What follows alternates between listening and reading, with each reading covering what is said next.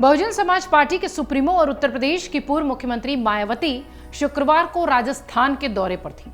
इस दौरान उन्होंने धौलपुर में पार्टी के प्रत्याशियों के समर्थन में चुनावी सभा को संबोधित किया। इसी दौरान मायावती ने कहा कि राजस्थान में हमेशा विरोधी दलों की जातिवादी और पूंजीवादी विचारधारा रही है, जबकि बीएसपी ने हमेशा गरीब और पिछड़े लोगों का साथ दिया है।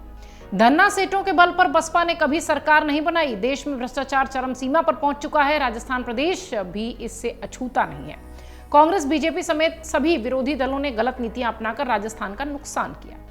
मायावती ने अपने बयान में आगे कहा कि राजस्थान भी भ्रष्टाचार से अछूता नहीं है। कांग्रेस सरकार की नाना प्रकार की डायरी की चर्चा हो रही है। इस डायरी के मामले में कौन बेईमान और कौन ईमानदार है, ये जांच का विषय है। लेकिन कांग्रेस और बीजेपी धन्ना सेठों की मदद से ही देश में सत्ता हासिल करती है। सत्ता में आने के बाद गरीब और आमजन को भूलकर पूंजीवादी लोगों के लिए काम करना शुरू कर देती है। देश के हर राज्य में ये नजीर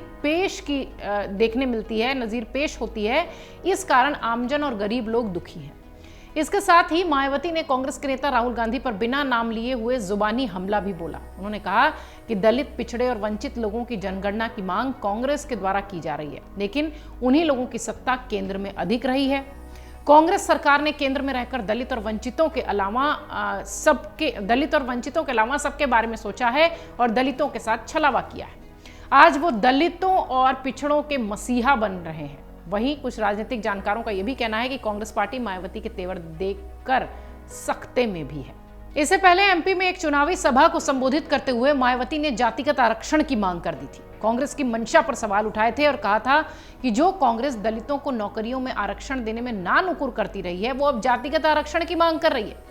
कांग्रेस की मानसिकता ही जातिगत है और ये पार्टी दलित विरोधी है। मायावती ने कहा था कि बाबा साहब आंबेडकर को भारत रत्न देने में कांग्रेस ने कभी कोई प्रयास ही नहीं किया। बसपा के प्रयासों से पूर्व प्रधानमंत्री वीपी सिंह की सरकार ने उन्हें भारत रत्न की उपाधि से सम्मानित किया।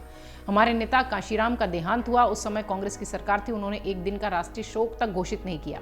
इससे दलितों के प्रति कांग्रेस का असली चेहरा सामने आ गया था। आपको बता दें कि इससे पहले सोशल मीडिया के जरिए बसपा सुप्रीमो मायावती ने कांग्रेस पर फर्जी वीडियो फैलाकर दुष्प्रचार का भी आरोप लगाया था। उन्होंने कहा था कि प्रदेश में बीएसपी की मजबूत स्थिति को देखते हुए षड्यंत्र हो रहा है। उन्होंने चुनाव आयोग से इस पूरे मामले में संज्ञान लेने की अपील भी की थी।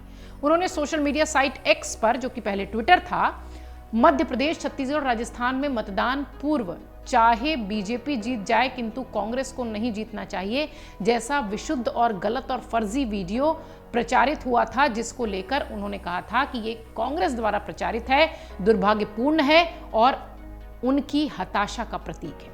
यह षड्यंत्र बीएसपी की मजबूत स्थिति को देखते हुए फैलाया गया है, इसलिए लोग सावधान रहें। मायावती ने अपने ट्वीट में आगे लिखा था कि कांग्रेस का इन राज्यों में अति मिथ्या प्रचार जारी है, जबकि बीएसपी द्वारा चुनावी सभाओं में लोगों से वोट देने तथा विरोधी पार्टियों के साम दाम दंड भेद आदि हथकंडों से सावधान रहने की अपील की गई है, जो पार्टी की मजबूत स्थिति को देखते हुए कांग्रेस की बौखलाहट से स्पष्ट है। उन्होंने अपने ट्वीट में आगे लिखा कि अब जबकि मतदान नजदीक है, विरोधी पार्टियों में भी खासकर कांग्रेस द्वारा बीजेपी से मजबूती से लड़ने के बजाय बसपा विरोधी अपनी पुरानी नापाक हरकतों और साजिशों को जारी रखना और घोर अनुचित और दुर्भाग्यपूर्ण व्यवहार करना है, जिससे लोग सावधान रहें और चुनाव आयोग भी इसका समुचित संज्ञान ले। ये सारी बातें उन्होंने अपनी सोशल मीडिया के अकाउंट पर लिखी। राजस्थान के इन चुनावों में बहुजन समाज पार्टी 196 उम्मीदवारों को चुनावी मैदान में उतार रही है, लेकिन मतदान से पहले बसपा के 9 प्रत्याशियों ने मैदान छोड़ दिया है। तो अब ये मान लीजिए कि 185 उम्मीदवार उनके मैदान में हैं। नामांकन दाखिल करने के बाद बीएसपी के जिन 9 प्रत्याशियों ने चुनावी मैदान छोड़ा था, उनमें से 6 ने कांग्रेस को समर्थन दिया और 3 ने बीजेपी का साथ दिया। लेकिन इस बीच मायावती तल्ख अंदाज में दिखाई पड़ रही हैं, जिससे कांग्रेस थोड़ी सी परेशान है। अगर आप ये वीडियो YouTube पर देख रहे हैं तो हमारे चैनल को सब्सक्राइब करें और बेल आइकन को दबाना ना भूलें। अगर आप Facebook पर ये वीडियो देख रहे हैं तो हमारे पेज को लाइक करें।